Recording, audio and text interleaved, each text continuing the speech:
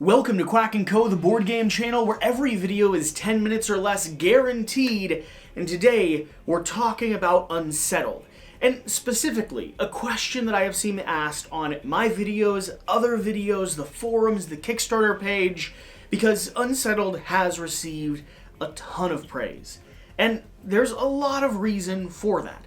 It is an incredible modular system with various different exploration nodes and patterns, puzzles to solve, and a fantastic cooperative overarching game mode, with, of course, a few twists along the way on the nature of everything I just described. You see, Unsettled is a core box. It is a idea behind a game. It sets you up with the actions you can take, the framework of what a turn looks like, and then presents you with nodes, with planet boxes that introduce various different stories, various different missions, various contingencies, whether you have spacefaring, blood-sucking aliens coming after you in a giant hive of a dead galactic being's head, or you have the ocean waters rising and falling, washing away clues as you try to raise back up to the surface and launch before you drown. Unsettled is all of that. But there's one question that I have seen asked so much: is it replayable? Unsettled is described oftentimes as a cooperative mystery novel, or a sci-fi horror flick, one of those that you get the best experience the very first time you sit down and play it. And in this video, I want to talk about the replayability of Unsettled, with the caveat and the bias that exists that I love this game, and have loved to continue diving into this game time and time again, but I'll admit, primarily, I have always ventured into a new world to explore, because the twists, the turns, and the new things, the new bits of flavor text you've never read before, really do bring so much joy to the table in front of you. But I challenge, and I'm going to speculate, that Unsettled is also immensely replayable. It isn't a one-off, solve a mission, do a thing, and then throw it away like an average exit game. Instead, here, you're presented with variability, choice, various ways to accomplish a mission, a whole slew of different stories working within those same systems and modules, more planet boxes soon to come out on the upcoming Kickstarter, and above all of that, you have all of the randomness in this game. That all feels wonderful and all feels powerful, but still changes the way you approach how you want to play. What special abilities your teammates have had, what scenario you're setting up, how the planet spaces itself around the board, what different nodes and research cards are you able to collect and get, what type of puzzle you're solving. Is it one that's dealing with a lost condition like blood-sucking leeches hooking onto your body and infecting you? Or is it one that's dealing more with time, with pressure, with health, and so on and so forth?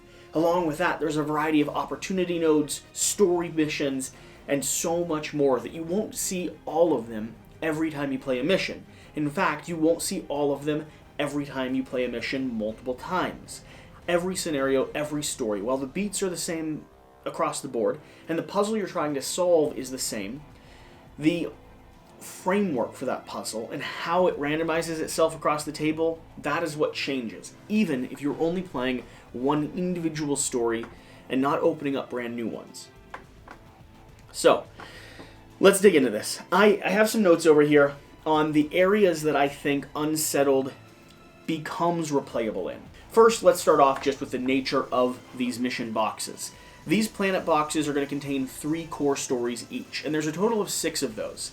That means you could dive into this, I believe that number is 18 different times with brand new environments, brand new stories, brand new mechanics, and every single one, in my experience, 7 or 8 missions in, has felt immensely different.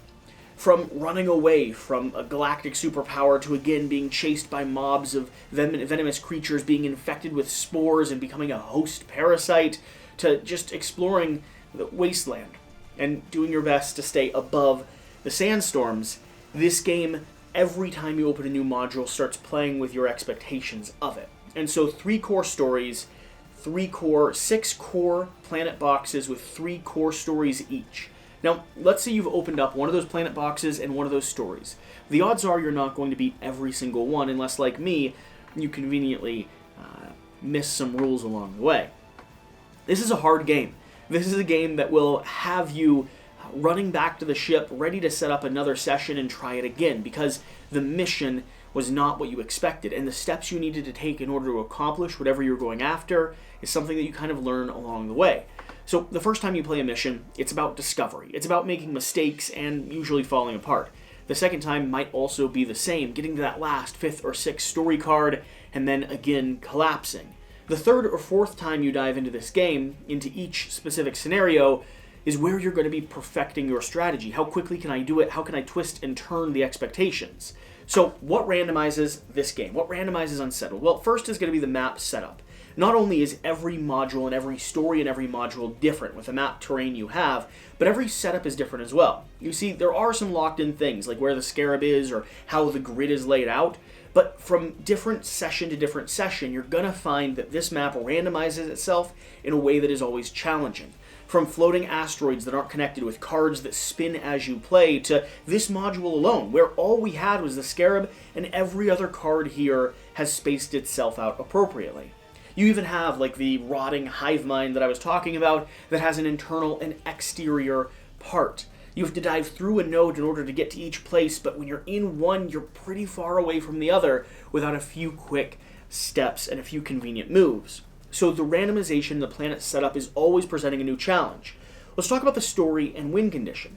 The stories and win conditions change from scenario to scenario, and you may not, like I've established a few times, you may not be able to predict exactly how each scenario is going to have you try to win. One is going to be about collecting resources, dropping them off at certain locations. Some are going to be racing to the end of a line, getting away from a big beast, taking down an enemy, building your scientific research nodes, collecting food and organisms, and any other number of things. And those win conditions can change from one part of the story to another part of the story. You usually must progress through a few of them before you know how to win. And every planet that I've seen has different win conditions for every single story nodule in it. So even if you learn how to build research hubs in one planet, that might be useful but not essential in the next story that you play on that same planet.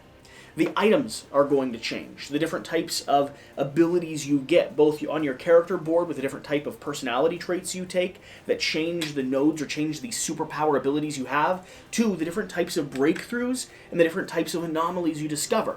This entire stack of cards and these research cards over here are different with every single planet. So as you slowly work your way to getting one of them, you'll get likely a new one from any of the other ones you've had before. I think there's something like 12 to 16 of each one of those types of cards in this game, meaning you'd have to play a lot in order to see every variation of different type of breakthrough and different type of anomaly that you could discover, and those really drastically change your strategy when it comes to the board game table here. Along with that, the abilities that you have, the items that you collect from these nodes over here, how you actually get a hold of those items, and what they give you when it comes to these anomaly cards is going to be very, very compelling and interesting.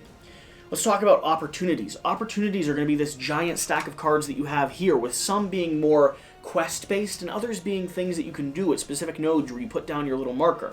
You see, this also adds a ton of variability to the game because every game has a whole deck, a whole stack of different opportunities that deal with the environment, deal with your personal story, and deal with the different items and breakthroughs that you could discover.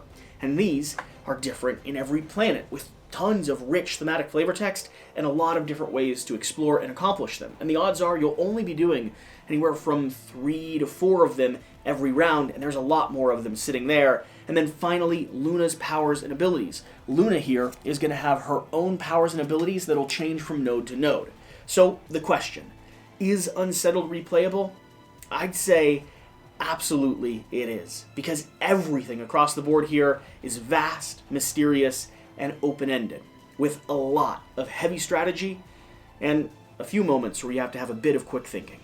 And with that, this is a Quack&Co video. Remember, less time watching is more time playing, and we'll see you on the next one. Thank you.